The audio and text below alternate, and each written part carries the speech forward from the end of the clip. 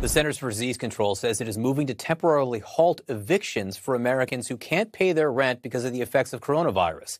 It's unclear tonight how exactly that will be done, but the administration says the order will apply to Americans who qualified for payments under the $1 trillion stimulus bill passed earlier this year, and they would also have to prove they cannot pay rent due to COVID-19. Still, there's no question some affected by the pandemic are going through severe, very severe financial hardship, including the people CNN's Kyung found in Houston.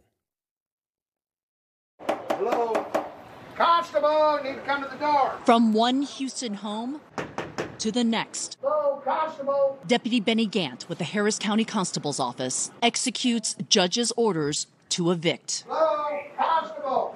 We ain't got nowhere to go. Israel Rodriguez is the tenant at this apartment, but he's not alone. 20-month-old Israel, his brother, 4-year-old Fabian, and their mother are some of the estimated 40 million Americans facing eviction in the downward spiral of the COVID economy. They didn't rush us, but they were like, get everything you need. Rodriguez admits he hasn't been paying rent, behind thousands of dollars. It's my fault in the eviction. It was a lot going on during the corona. When it hit, I lost my job.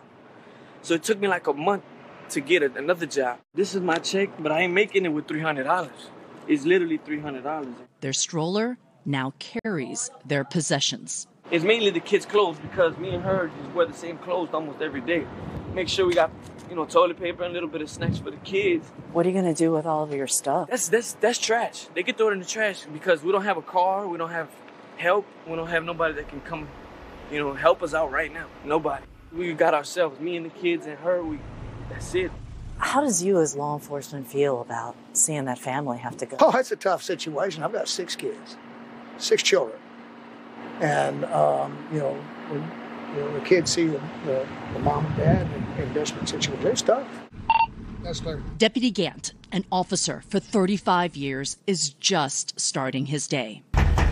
8 evictions are on his list. A co-defendant is here, 2 of them. At each stop, people behind on rent are ordered to leave. Possessions pulled out. Where are you guys going to go now? We gotta go to a hotel. You're going to go to a hotel?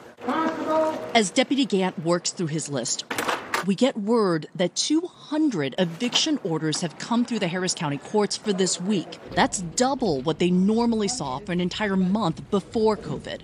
200 on Monday. What does that... Well, that's a lot, yeah. What does that say to you? Well, what that means is that they're ready to start having people removed from properties. It is a backlog, but it's also just one precinct in one of America's hardest hit cities in evictions. The job takes its toll. I don't really want to put her out here, but I have to under this judge's order. At this apartment, the tenant is an elderly woman who can no longer afford the rent. The landlord's mover, Francisco Munoz, works, though he doesn't want to. I have a family, I have a sister, I have my mom, and we never know. Maybe today is her, tomorrow's me, Midway through the eviction, Deputy Gant decides it's too dangerous to evict her in the Houston summer heat. I'm not going to put her out here in this heat. And will call social services instead. You're going to stay today, but tomorrow you're leaving. A one-day reprieve with an uncertain tomorrow. You have a situation where people aren't working, they don't have the money, and they're desperate. Kyung joins us now. Kyung, that's heartbreaking. That's just heartbreaking to see what these people are going through.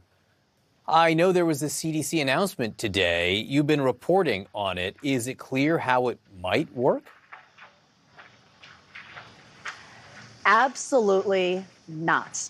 Here's a view from Harris County. The constable's office here has immediately put a hold on everything as local municipalities try to figure out exactly what does this mean. Are there going to be challenges in court? What does this mean if there's a state authority that steps in, like an attorney general? They don't know at this point. What about the rights of landlords? Because on that day that we followed the constable's office, we spoke to a lot of landlords who said, hey, look, the banks want their money. What about us? We have tens of thousands that we have to pay up. And then it's a question of who do you evict? Because some people won't be evictable if they make a certain income or if they have or have not filled out the right paperwork. So it's very confusing. And then on the side of the tenants, what tenants are saying is that, hey, this is nice and all, but there's no rent forgiveness. This is simply kicking the can down the road on January 1st. If they haven't kept up, there's going to be a tremendous bill due for a lot of people, the very same people who you've heard about in this story, John. Kyung, what a story. What an important piece of reporting there. Thank you so much. Painful